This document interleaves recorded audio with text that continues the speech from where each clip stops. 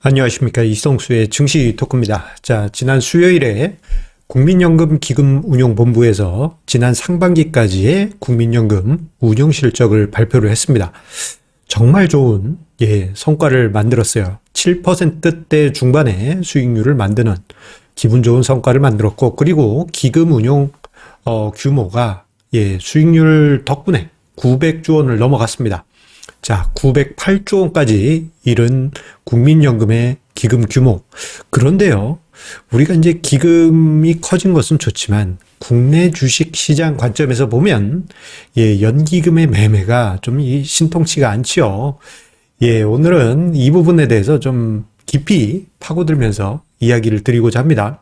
지난 봄까지는 거의 한 달에 한두 번씩은 국민연금에 관한 수급 분석을 드렸었는데 큰 변화가 없다 보니까 제가 지난 여름 사이에는 좀 이야기를 드리지 않았습니다만, 오랜만에 국민연금의 수급에 대해서 좀 이야기를 드리고자 합니다. 특히 최근에 국민연금이 좀 사기 시작하니까 연기금의 수급이 살아나는 게 아닌가, 이러한 이제 기대감이 커지고 있는데요. 자, 이 점에 대해서 좀 냉정한 이야기를 드리고자 합니다. 자, 그 메커니즘 함께 알아보도록 하고요. 그리고 영상 말미에 잭슨홀 미팅에 관해서 살짝 언급을 드리도록 하겠습니다. 오늘 저녁에 예정되어 있죠. 자, 구독, 좋아요 버튼과 함께 증시 토크 시작하도록 하겠습니다. 자, 국민연금의 성과는 정말 놀랍습니다. 올해 상반기까지의 수익률이 7.47%인데, 자, 수익률만 보면 이거 그렇게 큰 숫자도 아니네요. 수익률이 왜 이래요? 국민연금 이렇게 크면 따블 나야지 않냐? 그렇게 생각하실 수 있지만요. 자, 기본적으로 투자의 세계에서는 투자 규모가 커지면 커질수록 기대 수익률은 낮아지게 됩니다. 왜냐하면은 돈이 커지면 커질수록요, 운신의 폭이 줄어들어요. 자, 내가 움직이는 거 하나하나가 시장을 뒤흔들기 때문에 팔고 싶어도 마음대로 팔지 못하고, 살 때도 개인 투자자처럼 딱 한 호가에 사거나 팔 수가 없습니다. 자, 그렇기 때문에 규모가 커지면 커질수록, 자산 규모가 커지면 커질수록 수익률은 점점 낮아지게 되고, 여기서 이제 조금 우위에 있다, 열의에 있다, 이러한 현상은 자산 배분 전략을 어떻게 쓰느냐가 중요한 관건이 되게 됩니다. 자, 어쨌거나 국민연금의 운용은 자산 배분 전략을 체계적으로 그런대로 잘 운용을 하면서, 자, 올해 상반기에 7.47%의 기분 좋은 성과 만들었고, 수익금 또한 62조 6천억 원을 기록하면서 국민연금의 총 자산 규모가 903조 원에 이르게 됐습니다. 와, 여기 잘했어요. 박수 쳐줄 만한 일입니다. 자, 그런데 우리가 이제 좀 아쉬운 것은 국내 주식 비중이, 이 중에 이제 한 20% 가까이가 국내 주식입니다. 184조 정도 되는데, 요게 우리나라 시가총액 대략 한 2,600, 2,700조, 코스피 코스닥 합치면 그 정도 되죠. 그 시가총액에 비해서 한 7%나 차지하는 엄청 큰 비중이에요. 이게 단일 수급 주체가 시장 전체의 7%를 갖는다는 것은, 이거는 엄청난 영향력을 가지는 것입니다. 쉽게 생각해 봐도 시장에 거래되고 있는 주식들의 대부분은 한 절반 정도는 대주주가 보유하고 내놓지를 않죠. 근데 그 나머지 물량에서 7%포인트다 그러면, 이거 엄청난 겁니다.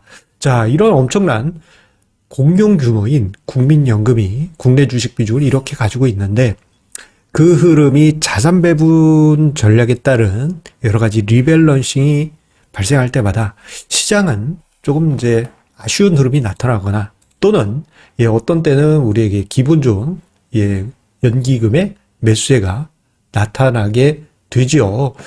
자, 그러한 모습을 두 시기로 나눠서 볼 수가 있습니다. 일단 작년 3월에 코로나 쇼크로 해서 증시가 폭락했던 그 시기 때는 3월 한 달에만 연기금이 3조 원대 순매수를 코스피 코스닥 양시장에서 보여주면서 시장을 개인과 함께 견인하는 그런 1등 공신이었죠.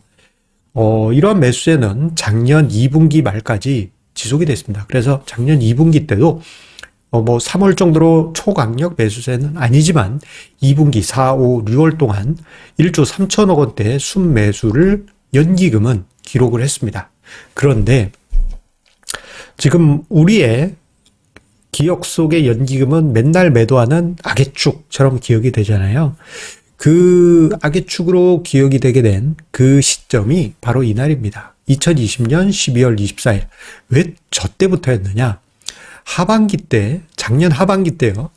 우리나라 증시가 뭐 코로나 쇼크 거친 이후에 V자 패턴을 보였지만 그 탄력이 하반기 때 이어지면서 6월 말부터 해서 연말까지 상승률, 주가지수 상승률이 36%에 이릅니다. 자, 이렇게 비중이 커지면 큰 수익률을 내면 비중이 어떻게 될까요? 국민연금 내에 국내 주식 비중이 커지게 되겠죠. 이렇게 커지게 되면 비중을 맞추기 위해서 현재 같은 경우 기준치가 16.8%를 국내 주식 비중 목표치로 기준치로 두고 있습니다. 작년에는 17.3%였어요. 자, 저 선을 넘어갔다면 비중을 줄일 수밖에 없어요. 결국 작년 12월 24일부터 매일같이 평균 3천억 원대 매일같이 정말 꾸준히 팝니다.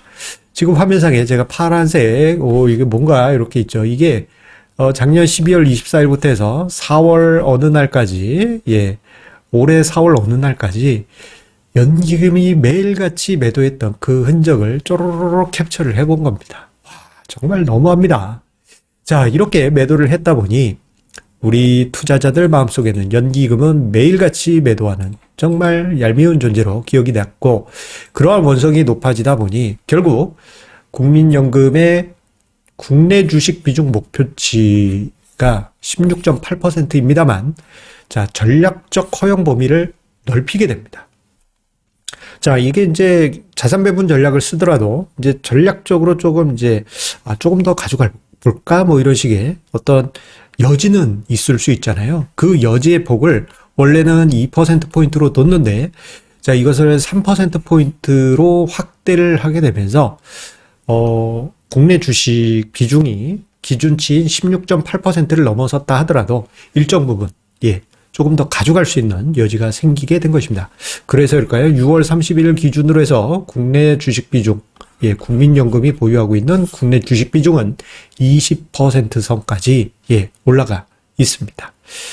자, 그렇다면 이렇게 전략적 허용 범위가 확대됐으니까 연기금이 계속 사겠지라고 시장에선 예상을 했지만, 그때쯤에 제가 그 증시 토크와 그리고 뭐 머니투데이 방송, 새벽 방송에 나가서 했던 얘기가 기대하지 마라. 이미 넘어 있다. 그렇게 넓혀도 넘어 있기 때문에 기대도 하지 마라 라고 이야기 드렸는데, 아니나 다를까 5월 초부터 해서 최근까지 연기금은 2조 원대의 매도를 이어갑니다. 참고적으로요, 여기서 하나 더 이야기를 드리면, 연기금 수급이 있고, 그 연기금 수급이 한 2018년에 국가 수급하고 통합되긴 했어요. 그러면서 이제 나름대로 좀 스텔스 효과를 만들려고 했는데, 국가 수급은 그렇게 큰 의미 없고 연기금 수급의 거의 90%는 국민연금입니다. 그렇기 때문에 연기금 수급은 그냥 국민연금 수급이라고 봐도 무난할 정도예요. 자, 어쨌거나 좀 매도를 줄이는가 했더니 5월 초부터 해서 최근까지 2조 원대 매도했어요.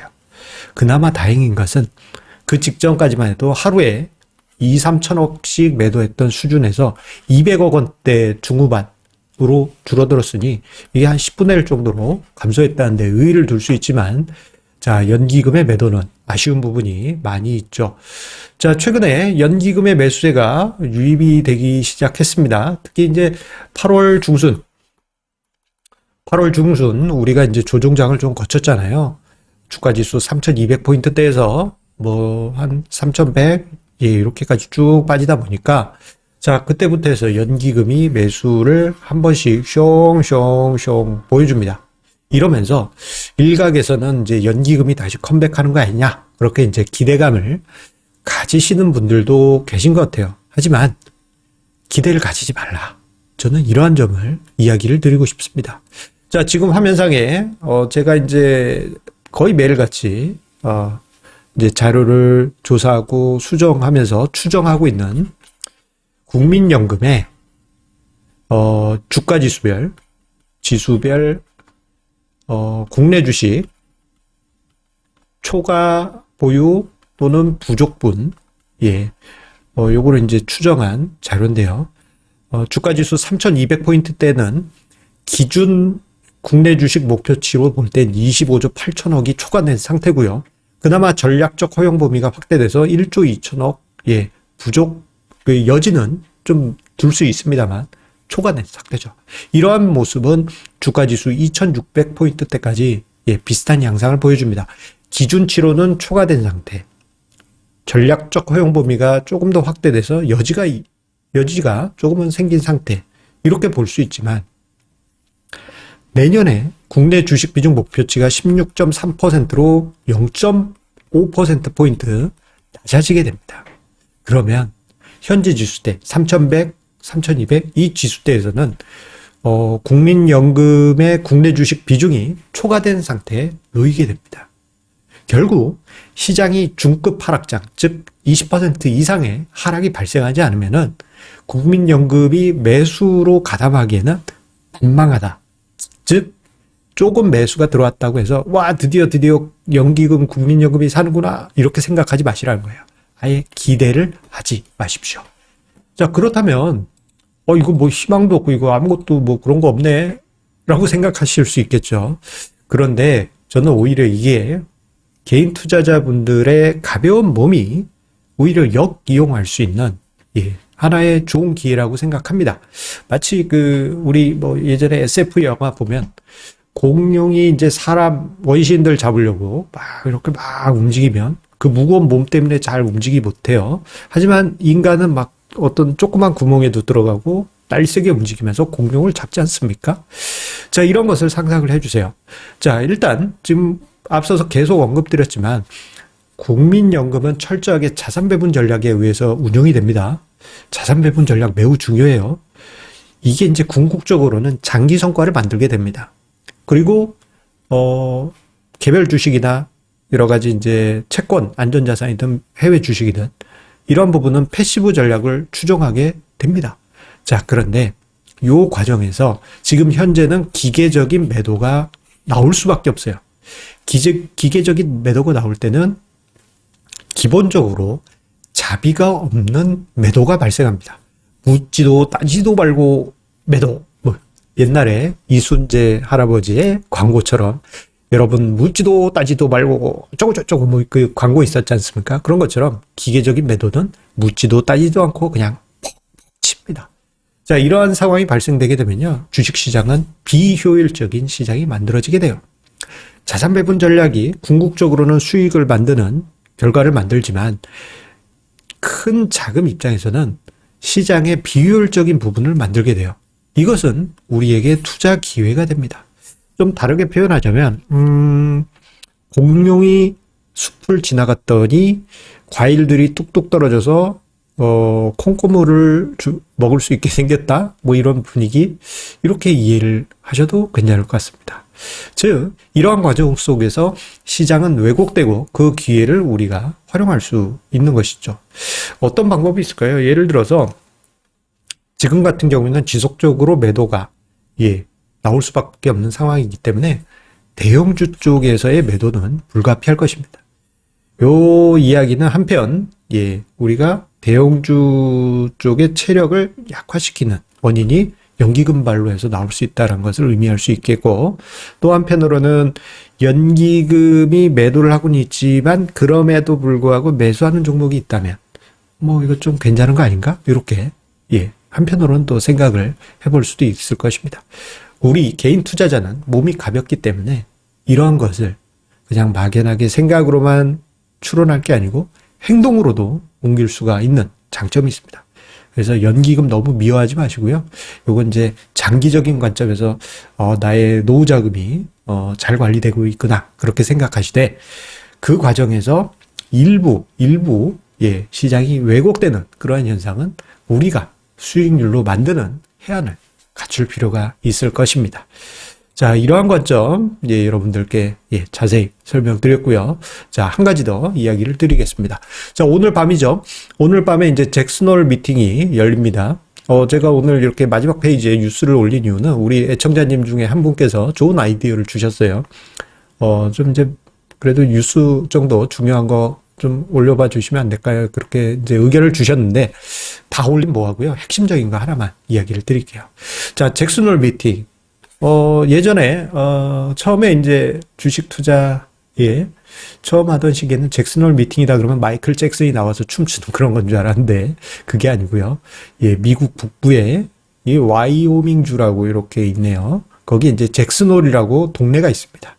자, 딱 봐도 미국의 북부죠. 이 여름철에 시원한 휴양지로, 유명합니다. 자, 이 휴양지에서 그야말로, 금융계의 인싸들이 모여서, 한마디씩 이렇게 던지십니다. 자, 그 한마디 한마디가, 시장에 이제 요동을 주게 돼요. 어제 밤 사이에는, 카플란 총재가, 한마디 했죠. 며칠 전까지, 테이퍼링 조금 늦출 수도 있다라는 여지를 했다가 어젯밤에는 당장 해야지 뭐 이런 식의 말을 해서 어제 미국 증시를 떨궜던 원인이 되기도 했습니다. 자, 오늘 밤이에요. 오늘 밤에 이 잭슨홀 미팅에서 쏟아지는 뉴스들 그리고 토요일 사이에 나오는 뉴스들을 보시면서 이게 이제 테이퍼링 이슈가 이제 현실로 다가올 수 있습니다. 뭐 결정은 나는 것은 아니겠지만 그 자리에서 테이퍼링이 구체적으로 뭐 파월 의장 입에서 나오면 더 구체적일 수도 있겠죠. 이번 가을이다 뭐 이런 식으로 나오게 되면 아마 그 테이퍼링을 시작하는 시점에 따라서 생각보다 빠를 때는 시장의 요동이 클 것이고 생각보다 늦춰질 때는 시장의 요동이 생각보다 덜 하겠습니다만 자, 중요한 것은요. 재료의 노출 이라는 중요한 의미를 가질 수가 있습니다.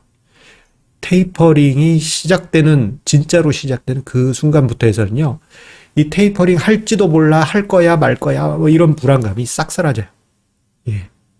그리고 테이퍼링이 실제 전개되는 동안은 시장은 오히려 그 이전에 불안했던 상황과는 전혀 다른 양상이 나타나게 될 것입니다.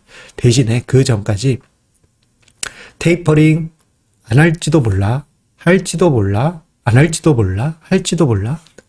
이런 식의 분위기, 그러면서 저점이 올라가는 이러한 현상이 나타나게 될 겁니다.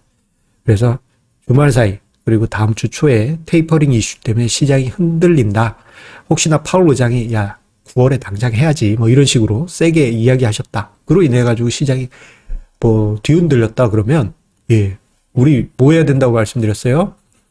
체리 피킹의 기회로 이제 삼으실 필요가 있겠다. 오히려 테이퍼링 진짜 시작하는 그 날이 D-Day는 내 나쁠 때 쓰는 거고 바로 기쁨의 날 그 날이 된다는 걸 마음속으로 생각하시고 시장의 시나리오를 떠올려 보시기 바라겠습니다. 자, 오늘 증시 토크 함께 해주셔서 감사드립니다. 주말 즐겁게 보내시고 다음 주 힘차게 만나 뵙도록 하겠습니다. 감사합니다.